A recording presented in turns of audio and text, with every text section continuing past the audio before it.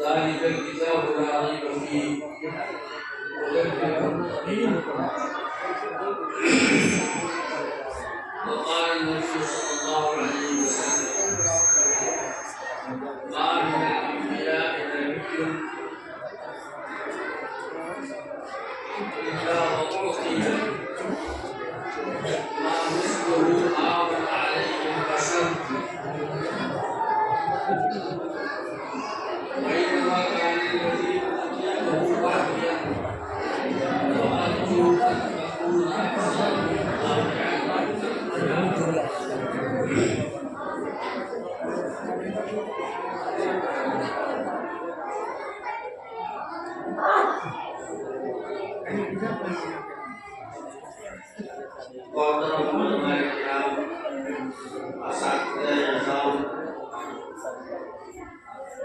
قرآن کریم کی ناظرہ وعز وحضرت کے اعتبار سے تکبیر کرنے والے بچے ان کے سرپرست افراد اور تمام برادران اسلام قرآن کریم اللہ کی کتاب ہے کتاب ہدایت ہدی للمتقین برکت والی کتاب ہے وہذا کتاب مبارک انزلناہ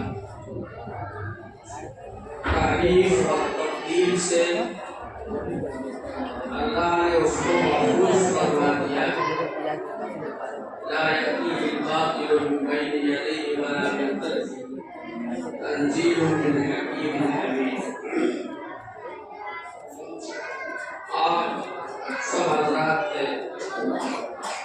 بہت غور سے محبت سے حسن حقیقت سے ان تمام بچوں کی تلاوت سنی اور بہت دیر سے سن رہے تھے قرآن کریم کا پڑھنا اس طرح عبادت ہے قرآن کریم کی تعریف میں ہی یہ بات داخل ہے المتعبدوں کی تلاوت ہی کہ اللہ تعالیٰ نے اس کی تلاوت کو عبادت قرار دیا ہے اور قرآن کریم کے ایک حرف کے پڑھنے پر 10 نیکیاں ملتی ہیں اور رسول اکرم صلی اللہ علیہ وسلم نے مثال دے کر سمجھایا کہ اگر کسی نے پڑھا الف لام میم تو یہ ایک حرف نہیں ہے بلکہ 3 حرف اس لیے کہ الف ایک حرف ہے لام ایک حرف ہے اور میم ایک حرف ہے الف لام میم کی جب آپ نے تلاوت کی تو 30 نیکیاں آپ کو مل گئی تو قرآن کریم کا اس طرح پڑھنا عبادت ہے اسی طرح قرآن کریم کا سننا اور قرآن کریم کی جو تلاوت ہو رہی ہے اس پر کان لگانا یہ بھی عبادت ہے اور اللہ جل شانہ نے اپنی اس کتاب میں وہ حلاوت وہ لذت وہ طراوت رکھی ہے کہ لا يخلق على كثرة الرد بار بار دہرانے کے بعد بھی وہ اس میں پوشیدگی نہیں آتی تو پرانا نہیں ہوتا نیا کا نیا رہتا ہے قرآن کریم کی تلاوت سب سے پہلے اس روح زمین پر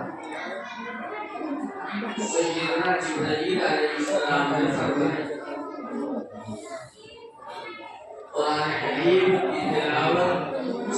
زمین پر سب سے پہلے روح الامین سیدنا جبرائیل علیہ السلام نے کی ہے، اور پہلی مرتبہ جب قرآن بولنے پڑا تو اس کی سماعت سید الرسول محمد رسول اللہ صلی اللہ علیہ وسلم نے تو قرآن کریم کی تلاوت آپ کر رہے ہیں تو حضرت جبریل کی اتباع کر رہے ہیں، اور قرآن کریم کی سماعت کر رہے ہیں تو محمد رسول اللہ صلی اللہ علیہ وسلم کے نقشے قدم پر چل رہے ہیں۔ آپ سب جانتے ہیں کہ سب سے پہلے قرآن کریم کی 5 آیات، سورہ علق کی شروع کی 5 آیات، اقرأ باسم ربک الذی خلق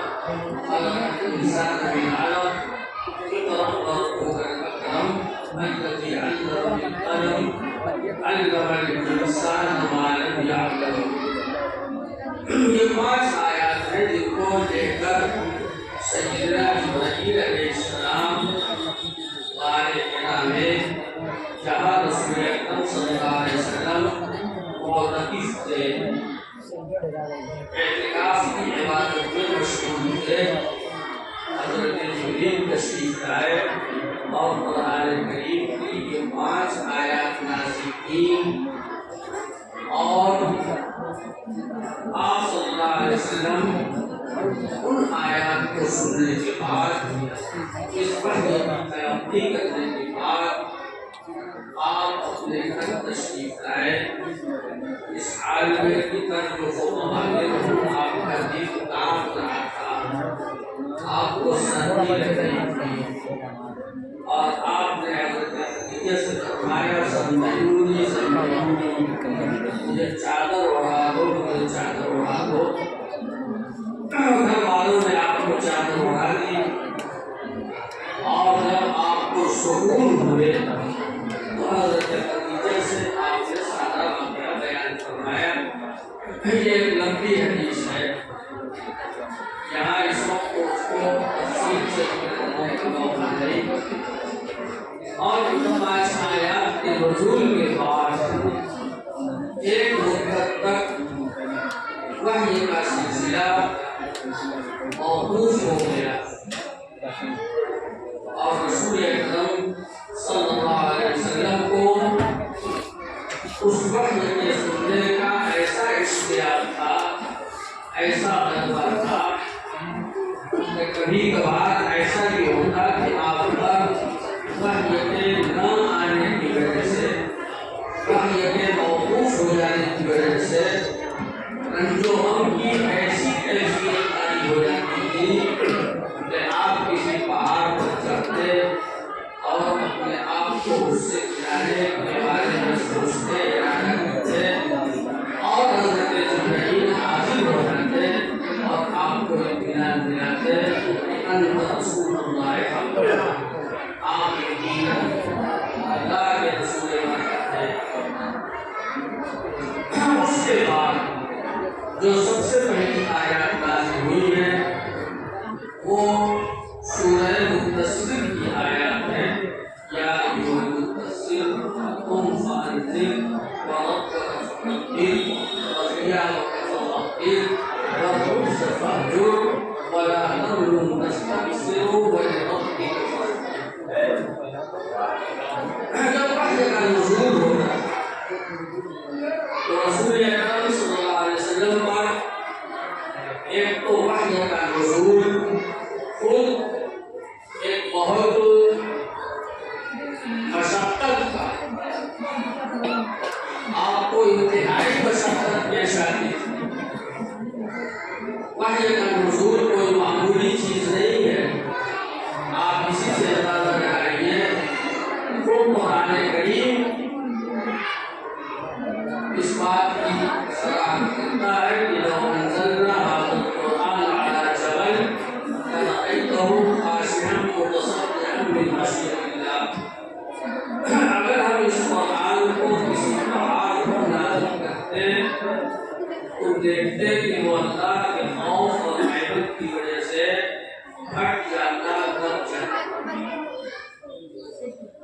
روایات میں ہے کہ جب نزول وحی ہوتا تھا تو رسول اکرم صلی اللہ علیہ وسلم پر اس کا ایسا بوجھ ہوتا تھا کہ چہرہ انور متغیر ہو جاتا تھا، اور جب وحی کا نزول منقطع ہوتا تھا تو آپ کی پیشانی سے پسینے اس طرح بہتے تھے، پسینہ اس طرح بہتا تھا جس طرح کے کسی رگ کو کاٹ دیا جائے اور اس سے خون بہنے لگتا ہے تیزی کے ساتھ۔ حضرت عائشہ صدیقہ فرماتی ہے میں نے سخت سردی کے دن میں آپ کو دیکھا ہے کہ آپ پر وحی نازل ہوتی تھی، اور جب وحی کا نزول ختم ہوتا تھا تو ان جبینہ لیتفصل عرقا، لیتفصل کا لفظ استعمال کیا، اس کو یہ بتانا ہے جیسے کسی کے فصل لگائی جائے یا کوئی رگ کاٹ دی جائے اور تیزی کے ساتھ خون بہنے لگے، اس طرح آپ کی پیشانی مبارک سے پسینے کے قطرات بہتے تھے۔ اگر آپ کسی ناقہ پر اونٹنی پر سوار ہوتے اور اس وقت وحی کا نزول ہوتا تھا تو وہ اونٹنی تحمل نہیں کرتی تھی اور بیٹھ جاتی تھی، گردن ڈال دیتی تھی۔ جس وقت یہ آیت کریمہ نازل ہوئی لا یستوی القاعدون من المؤمنین، آپ قرآن میں پڑھیں گے، اس کے بعد ہے غیر اولی الضرر والمجاہدون فی سبیل اللہ، کہ گھروں میں بیٹھ رہنے والے اور اللہ کے راستے میں جہاد کرنے والے برابر نہیں ہو سکتے۔ تو یہ آیت جب نازل ہوئی تو اتنی ہی نازل ہوئی لا یستوی القاعدون من المؤمنین والمجاہدون فی سبیل اللہ۔ یہ آیت جب نازل ہوئی تو حضرت عبداللہ ابن ام مکتوم رضی اللہ تعالیٰ عنہ جو نابینا صحابی تھے وہ آپ کے پیچھے بیٹھے ہوئے تھے، انہوں نے کہا ہے اللہ کے رسول میں تو نابینا ہوں، میں کیسے جہاد میں جا سکتا ہوں؟ اس کے بعد غیر اولی الضرر کا لفظ نازل ہوا۔ اب پوری آیت ہو گئی لا یستوی القاعدون من المؤمنین غیر اولی الضرر والمجاہدون فی سبیل اللہ، یعنی جو عذر والے ہیں، معذور لوگ ہیں، کوئی نابینا ہے، کوئی بہرا ہے، کوئی سخت مریض ہے، اللہ نے ان کو مستثنیٰ تو جب یہ غیر اولی الضرر کا لفظ نازل ہوا ہے اس وقت رسول اللہ صلی اللہ علیہ وسلم اور آپ کی وحی سعید بن سعد رضی اللہ عنہ اس طرح بیٹھے ہوئے تھے کہ آپ صلی اللہ علیہ وسلم کی ران مبارک ان کی ران مبارک پر زید بن سعد کہتے ہیں کہ جب یہ لفظ نازل ہوا ان کی لفظ ہے غیر ہے، ایک اولی ہے، ایک اضطر، تین الفاظ پر مشتمل یہ وحی نازل ہوئی تو حضرت زید بن ثابت فرماتے ہیں کہ مجھے ایسا لگا کہ میری ران کی ہڈی ٹوٹ جائے گی، اسی لیے اللہ تعالیٰ نے فرمایا ہے یا ایھا المزمل قم اللیل الا قلیلا نصفہ او انقص منہ قلیلا او زد علیہ ورتل القرآن ترتیلا انا سنلقی علیک قولا ثقیلا۔ قولا ثقیلا بہت بوجھل، بہت وزنی، بہت بھاری کلام ہم آپ پر نازل کرنے والے ہیں، اس لیے اس کی تیاری کے لیے رات میں آپ اللہ کی عبادت کیجیے۔ تو اس کلام کا تحمل کرنے کے لیے ویسی ہی روحانیت کی ضرورت تھی،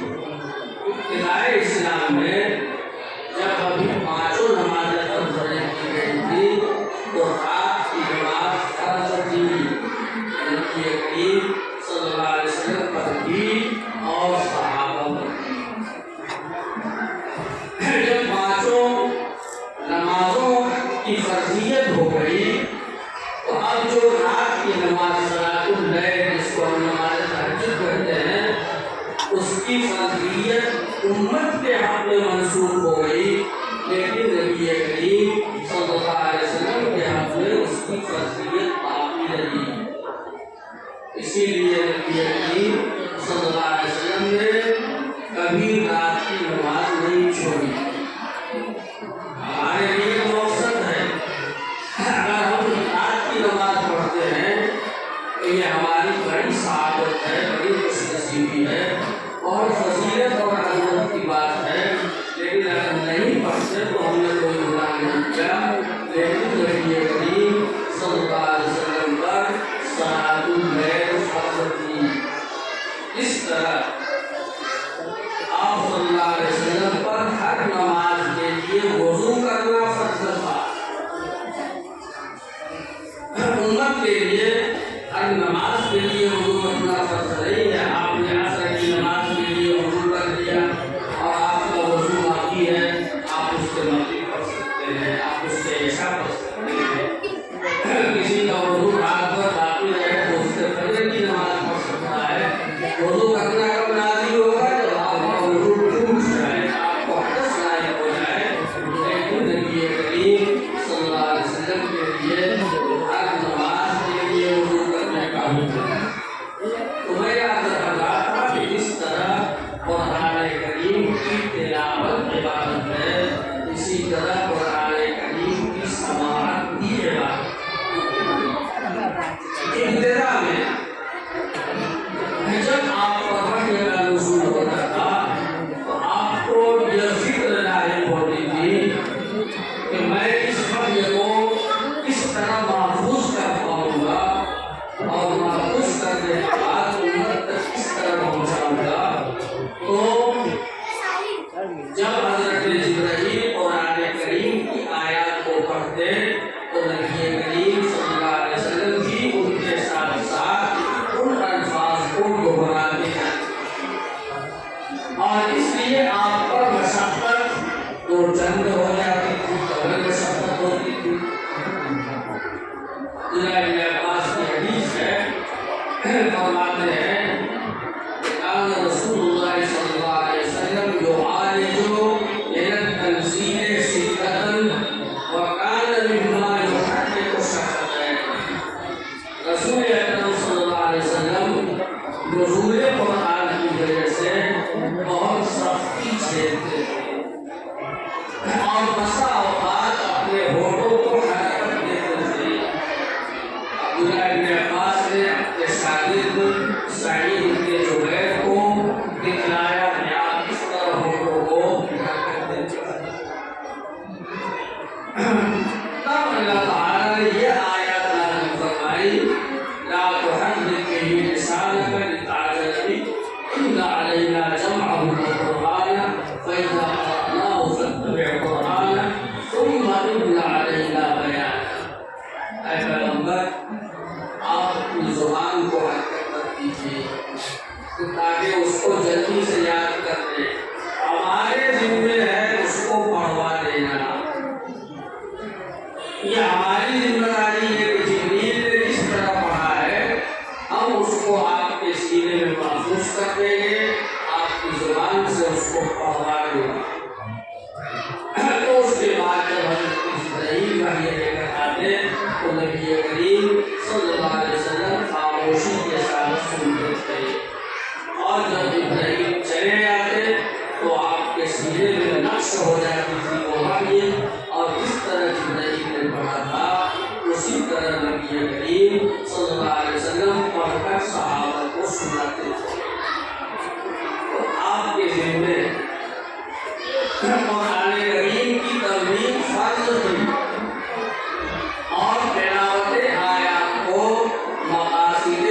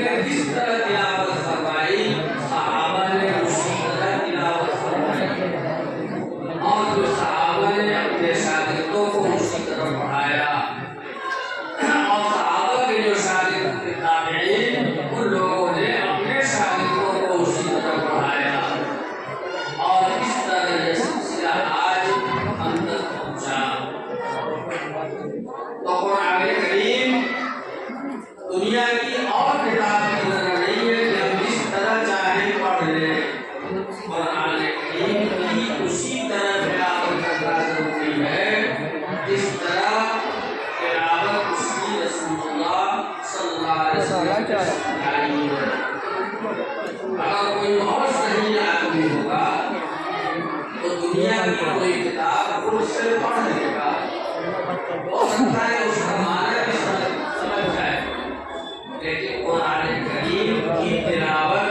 کوئی شخص چاہے کہ خود سے سیکھ لے بغیر استاد کے سامنے بیٹھے ہوئے،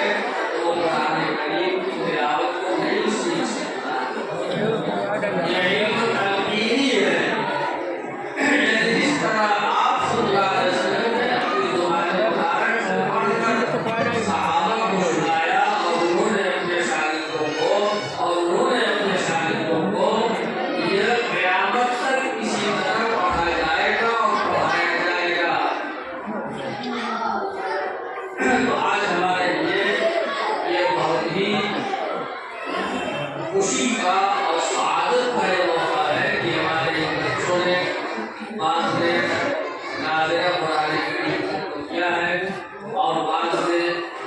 حضرت کی تکبیر کی ہے، اور الحمدللہ کئی بچے حافظ ہوئے ہیں اور ان سب نے آپ لوگوں نے سنایا۔ یہ ہم سب کے لیے، ان بچوں کے والدین کے لیے، ان کے سرپرستوں کے لیے اور اس مدرسے کے لیے بڑی خوشی کا موقع ہے۔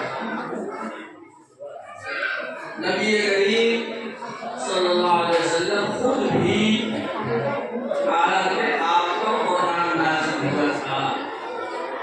لیکن آپ دوسروں کی زبان سے بھی قرآن کریم سننے کی خواہش رکھتے تھے۔ ایک مرتبہ آپ نے عبداللہ بن مسعود رضی اللہ تعالیٰ عنہ سے فرمایا کہ اقرأ علیہ، ابن مسعود قرآن میرے سامنے پڑھو، اس کو پڑھ کر سناؤ۔ حضرت عبداللہ بن مسعود نے فرمایا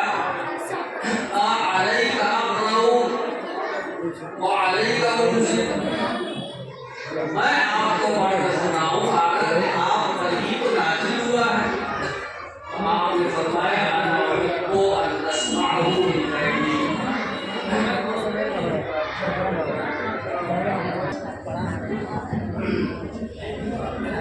حضرت عبداللہ بن مسعود رضی اللہ تعالیٰ عنہ نے سورہ نساء کی تلاوت شروع کی،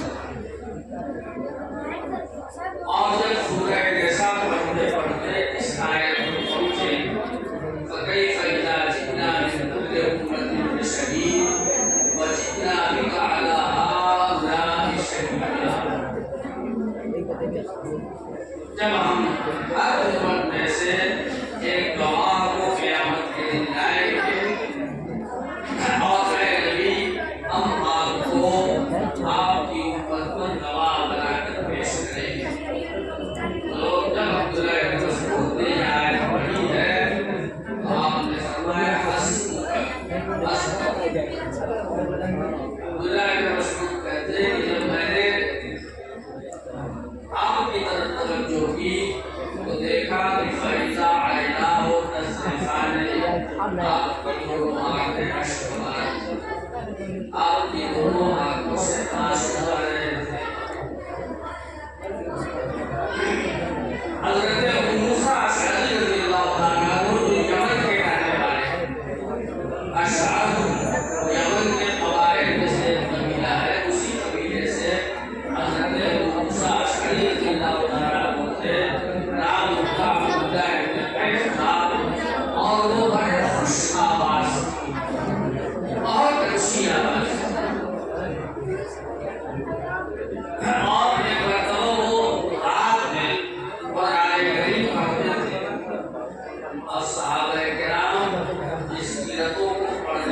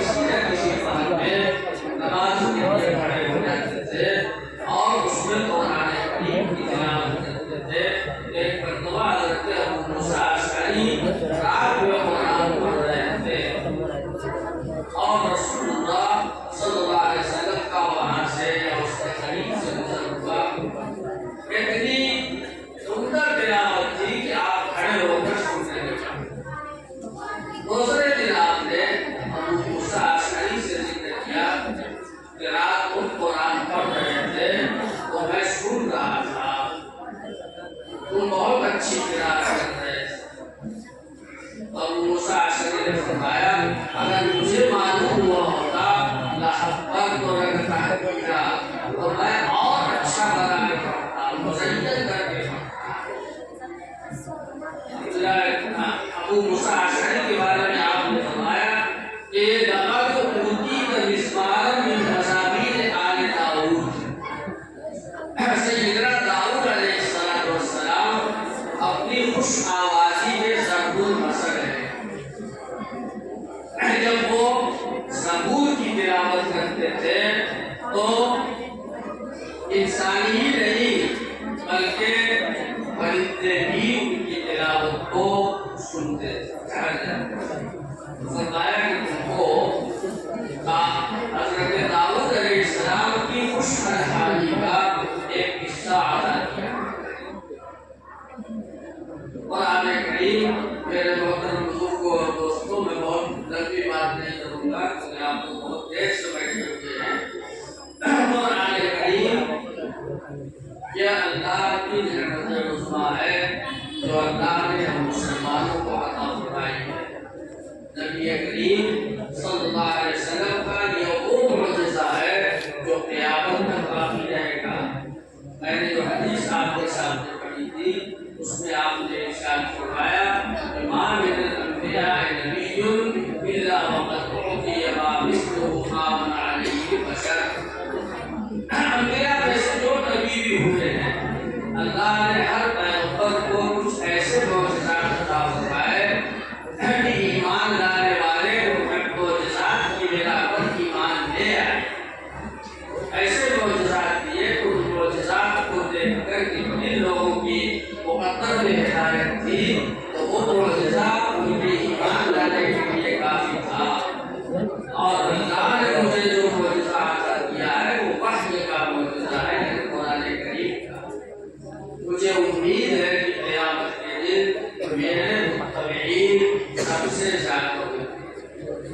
یعنی کیونکہ اور انبیاء کو جو معجزات عطا کیے گئے تھے وہ ان کے ساتھ دنیا سے ختم ہو گئے۔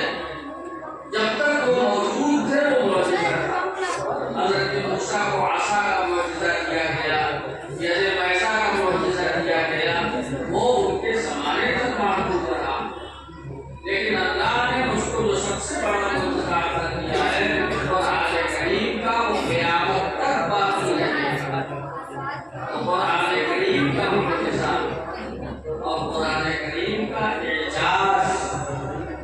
ایک اعتبار سے نہیں ہے، بے شمار وجوہ سے قرآن کریم معجز ہے۔ قرآن کریم نے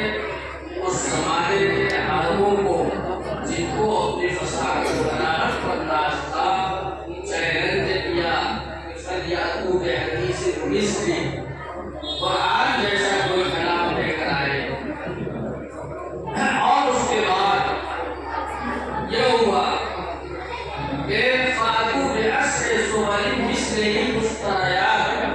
قرآن جیسی 10 سورتیں بنا کر لے آؤ۔ اور پھر تیسرے مرحلے میں اللہ تعالیٰ کی طرف سے یہ تحدی ہوئی، چیلنج دیا گیا فاتوا بسورۃ من مثلہ وادعوا شہداءکم من دون اللہ ان کنتم صادقین۔ کہ قرآن کریم جیسی ایک ہی سورت، ایک چھوٹی سی سورت، والعصر کی سورت ہے، انا اعطیناک الکوثر کی سورت ہے، قل هو اللہ کی سورت ہے، قرآن جیسی ایک ہی سورت بنا کر لاؤ اور دیجیے کہ وہ عرب جو اسلام کے اور نبی اسلام صلی اللہ علیہ وسلم کے دشمن تھے اور جو آپ کو صاحب کہتے تھے، قائد کہتے تھے، اگر ان لوگوں کے بس میں ہوتا کہ وہ قرآن کریم کی ایک آیت سورت جیسی کوئی سورت بنا کر لے آئے، ایک آیت جیسی کوئی آیت پیش کر دے، کیا وہ اس سے بات کرتے؟ قرآن کریم کا یہ چیلنج آج تک ہے۔ قرآن کریم فصاحت و بلاغت کے اعتبار سے، اپنے الفاظ کے اعتبار سے، اپنے معانی کے اعتبار سے، اور اس میں جو غیب کی خبریں ہیں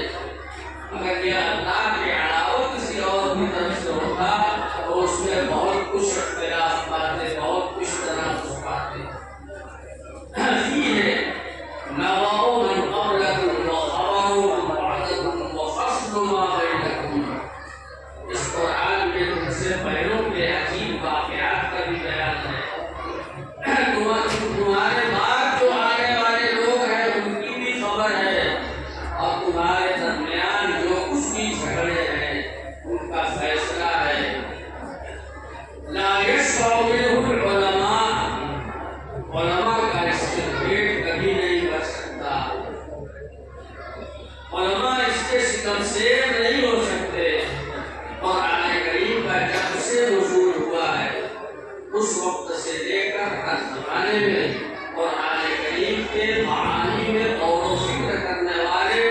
غور و فکر کر رہے ہیں اور قرآن کے سمندر میں غوطے لگا رہے ہیں، لگا رہے ہیں، اور ہر شخص کوئی نہ کوئی نیا موتی نکال کر لاتا ہے۔ قرآن کریم کے بے شمار علوم میں سے صرف علم تفسیر کو لے لیجیے، علم تفسیر میں ہمارے اسلاف نے، ہمارے بزرگوں نے اتنی کتابیں لکھی ہیں کہ اس جیسے کئی حال بھی ان کتابوں کے لیے کافی نہیں۔ تو قرآن کریم کے معانی میں اور کرنے والے ہر زمانے میں غور و فکر کرتے رہیں گے اور اس سمندر سے نئے نئے موتی نکالتے رہیں گے اور علماء کا اس سے پیٹ نہیں بھر سکتا۔ قرآن کریم کیونکہ اس ذات کا کلام ہے جو خالق کائنات ہے، جو عالم الغیب ہے اور جو پہلو کے بارے میں بھی کامل علم رکھنے والا ہے اور بعد والوں کے بارے میں بھی کامل علم رکھنے والا ہے۔ اس لیے میں ایک چھوٹی سی مثال سے آپ کو سمجھانا چاہتا ہوں کہ قرآن کریم اللہ کا کلام ہے اور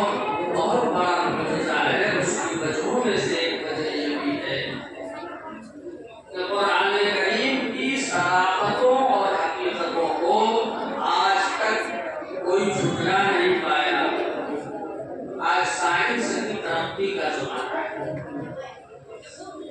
سائنس جتنی زیادہ ترقی کرتی جا رہی ہے، قرآن کریم کے معانی اور مضامین اتنا ہی کھل کر ہمارے سامنے آ رہے ہیں، واضح ہو رہے ہیں۔ میں آپ کو دو چھوٹی سی مثال پیش کرتا ہوں۔ اللہ تعالیٰ نے قرآن کریم کے اس مضمون کو جگہ جگہ بیان فرمایا ہے کہ فَمَن يَعْمَلْ مِثْقَالَ ذَرَّةٍ خَيْرًا يَرَهُ، جو ذرہ برابر نیکی کرے گا اس کو دیکھ لے گا اور جو ذرہ برابر برائی کرے گا اس کو بھی دیکھ لے گا۔ دوسری جگہ یوں فرمایا کہ وَوَجَدُوا مَا عَمِلُوا حَاضِرًا، لوگوں نے جو عمل بھی کیا ہے اس کو حاضر اور موجود پائیں گے۔ پہلے زمانے میں مفسرین یہ سمجھتے تھے اور ان کو یہی سمجھنا بھی چاہیے تھا کہ اللہ تعالیٰ یہ جو فرما رہے ہیں کہ جو نیکی بھی کرو گے ذرہ برابر بھی اس کو دیکھ لو گے اور ذرہ برابر جو برائی بھی کرو گے اس کو دیکھ لو گے، اس کا مطلب یہ ہے کہ اس کا بدلہ تم کو ملے گا، اس کے بدلے کو دیکھو گے۔ لیکن آج کے زمانے میں جو موبائل کا زمانہ ہے، آپ دیکھ رہے ہیں جو ویڈیو ریکارڈنگ ہو رہی ہے، آدمی نے کوئی بھی کام آج کیا اور ویڈیو میں اس کو کر دیا تو آج کے 10 سال بعد 20 سال بعد جب آپ اس ویڈیو کو دیکھیں گے تو اس آدمی کو وہی کام کرتا ہوا پائیں گے۔ اور یہ بھی کوئی سائنس کی ترقی کی انتہا نہیں ہوئی۔ مفسرین یوں کہتے تھے کہ وَوَجَدُوا مَا عَمِلُوا حَاضِرًا، کہ وہ اپنے اعمال کو اپنے سامنے حاضر پائیں گے۔ مطلب یہ ہے کہ اس کا بدلہ، اس کی جزا، یعنی اس کا ثواب یا اس کا عذاب اپنے سامنے پائیں گے۔ لیکن سائنس کی ترقی نے بتا دیا ہم کو کہ آپ اس کی معذور ماننے کی ضرورت نہیں ہے، جو عمل انہوں نے کیا ہے وہ عمل ان کے سامنے ہوگا، دکھایا جائے گا کہ دیکھو تم یہ گناہ کرتے ہیں۔ اللہ تعالیٰ ستائش فرمائے، اپنی حفاظت کرے۔ قرآن کریم نے سورہ نحل میں ذکر فرمایا اپنی نعمتوں کا کہ اللہ تعالیٰ نے وَالْأَنْعَامَ خَلَقَهَا لَكُمْ فِيهَا دِفْءٌ وَمَنَافِعُ وَمِنْهَا تَأْكُلُونَ۔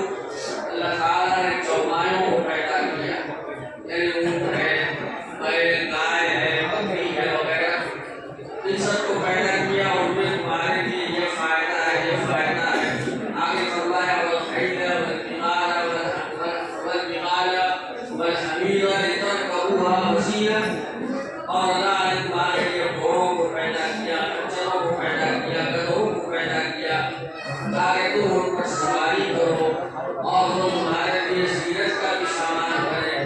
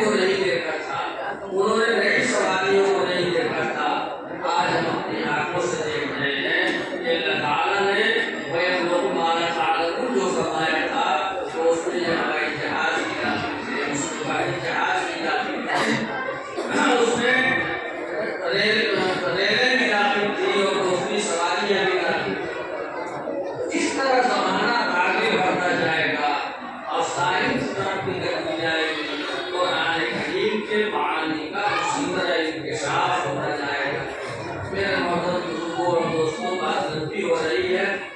ہم سب قرآن کریم کے اپنے قصوروات ہیں۔ قرآن کریم سے ہمارا تعلق دن بدن کمزور ہوتا جا رہا ہے،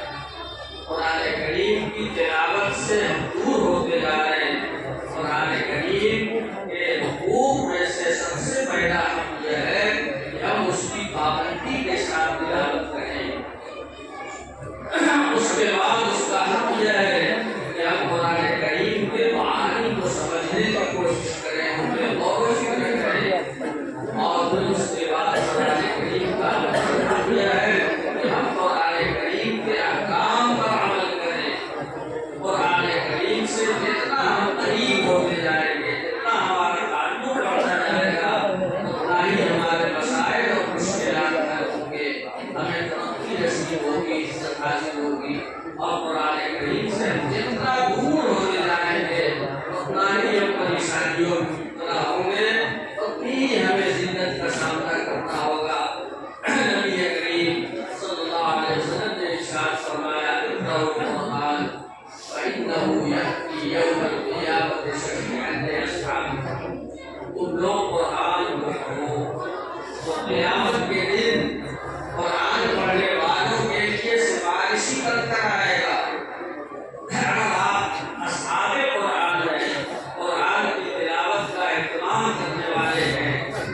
یا اس میں غور و فکر کرنے والے ہیں، اس کے معانی کو سیکھنے والے ہیں، اس پر عمل کرنے والے ہیں، جیسے اصحاب قرآن ہیں، قرآن قیامت کے دن آپ کی شفاعت کرے گا۔ آگے فرمایا اقرأوا الزہراوین، دو روشن سورتیں ہیں، ان کو پڑھا کرو۔ وہ دو روشن سورتیں کیا ہے؟ البقرہ و سورۃ آل عمران، سورہ بقرہ اور سورہ آل عمران۔ فإنهما تأتيان يوم القيامة كأنهما غمامتان أو طيارتان أو فرقان من طير صوافة تحاجان عن أصحابهما۔ یہ دونوں سورتیں سورہ بقرہ اور سورہ آل عمران، ان کو خاص طور سے پڑھو۔ قیامت کے دن یہ دو بادلوں کی شکل میں آئیں گی، یا دو پرندوں کے جھنڈ کی شکل میں آئیں گے، ایسے پرندے جو اپنے پروں کو پھیلائے ہوئے ہیں، ان کی شکل میں قیامت کے دن آئے گی، اور جو ان کو پڑھنے والے ہیں ان کی طرف سے حجت پیش کرے گی، ان کی طرف سے جھگڑا کرے گی کہ ان کو کیسے عذاب ہو سکتا ہے، یہ جہنم میں کیسے جا سکتے ہیں، یہ تو ہم کو پڑھنے والے تھے، ہماری قرآن پڑھنے والے تھے، ہمارے جن عزیز بچوں نے حفظ کیا ہے، خاص طور پر ان سے یاد کرتا ہے کہ قرآن کریم کا حافظ کرنا یہ بہت بڑی دولت ہے، بہت بڑی نعمت ہے۔ مشہور حدیث ہے کہ حضور صلی اللہ علیہ وسلم نے ارشاد فرمایا کہ جس شخص نے قرآن کو پڑھا اور اس پر عمل کیا تو قیامت کے دن اس کے والدین کو نور کا ایک ایسا تاج پہنایا جائے گا جس کی روشنی سورج کی روشنی سے بڑھ کر ہوگی۔ اگر سورج بالفرض دنیا میں تمہارے گھروں کے اندر آ جائے تو اس کی روشنی کتنی زیادہ ہوگی، وہ تاج جو اس کے والدین کو پہنایا جائے گا اس سے بھی زیادہ خوبصورت ہوگا، اس کی روشنی اس سے بھی بڑھ کر ہوگی۔ جب حافظ قرآن کے والدین کا اعزاز و اکرام ہونے والا ہے تو خود وہ حافظ جس نے قرآن کو اپنے سینے میں محفوظ کیا ہے، فما ظنكم بمن عمل بهذا، جس نے قرآن پر عمل کیا، اس کو یاد کیا، اس کے بارے میں تم کیا بات کر سکتے ہو۔ ایک دوسری مشہور حدیث ہے بخاری سے مروی ہے، جو حضور نے ارشاد فرمایا جس نے قرآن کو پڑھا اور اس کو زبانی یاد کیا، ادخل اللہ الجنہ۔ ایک اکرام اور انعام تو یہ ہے کہ اللہ تعالیٰ اس کو جنت میں داخل کرے، اور دوسرا انعام اس کے ساتھ یہ ہوگا کہ اللہ تعالیٰ شفع اللہ فی عشرۃ من اہل بیتہ کلہم قد وجبت لہم النار، اللہ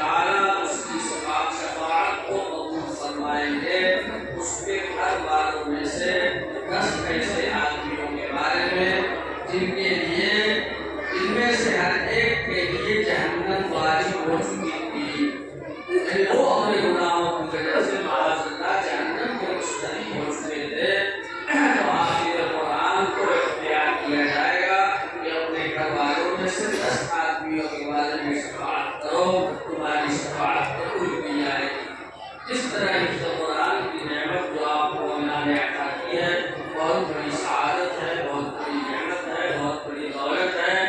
اسی طرح بہت بڑی ذمہ داری بھی ہے۔ قرآن کریم پاک ہے تو قرآن کریم کو پاک ہی جگہ رکھا جائے گا، لہذا آپ کے سینے میں جو قرآن محفوظ ہو گیا ہے اپنے سینوں کو بھی پاک رکھیے، اپنی زبان کو پاک رکھیے، اپنے اعضاء و جوارح کو پاک رکھیے، اور آپ کو اس بات کا احساس کرنا چاہیے کہ میں سب لوگوں کی طرح نہیں ہوں، میں حافظ قرآن ہوں اور مجھے قرآن کو پڑھنا ہے، قرآن کی روزانہ تلاوت کرنی ہے۔ حدیث میں قرآن کریم کے بارے میں نبی کریم صلی اللہ علیہ وسلم نے ایک تشبیہ دے کر سمجھایا ہے کہ اگر قرآن کو چھوڑ دیا جائے تو وہ بہت جلدی سینے سے نکل جاتا ہے۔ تشبیہ یہ ہے کہ جیسے اونٹ جو رسی میں بندھے ہوئے ہوں، اگر ان کی رسی کمزور پڑ گئی تو بہت تیزی کے ساتھ وہ بھاگ جاتے ہیں، اور اونٹ اگر بھاگ کر چلا گیا تو وہ کہاں چلا جائے گا، کتنی دور چلا جائے گا تو اس کو پکڑنا آسان نہیں۔ جتنی تیزی سے اونٹ رسی چھوڑا کر بھاگ جاتے ہیں اس سے زیادہ تیزی سے قرآن کریم حفاظ کے سینوں سے بھاگ جاتا ہے۔ تو قرآن کریم آپ کے سینے میں جس طرح محفوظ ہوا ہے اسی طرح اس کو برقرار بھی رکھنا ہوگا، اور اس کے لیے روزانہ کی تلاوت پابندی کے ساتھ لازمی ہے، اور رمضان شریف میں تراویح میں قرآن کا سننا اپنے ذمہ لازم کر لیجیے۔ اللہ تعالیٰ آپ حضرات کو یہ دولت مبارک فرمائے، آپ سب کو، آپ کے والدین کو، آپ کے دوستوں کو، آپ کے خاندان والوں کو، آپ کے اس ادارے کو، اس مدرسے کو،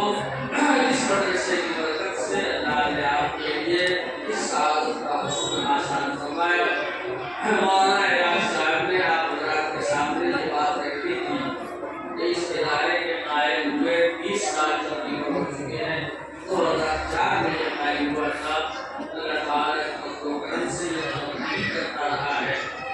اور اس دوران ایک بہت بڑی تعداد حفظ والوں کی اور قدر بھی تیار ہو چکی ہے، مگر ان کی دستار بندی نہیں ہوئی۔ مدرسے کے جو ذمہ داران ہیں ان کا ارادہ تھا کہ اسی شعبان کے مہینے میں یہ پروگرام کر دیا جائے، اس کے لیے بات چیت بھی ہوئی تھی، مشورے بھی ہوئے تھے، بعض بچوں کی طرف سے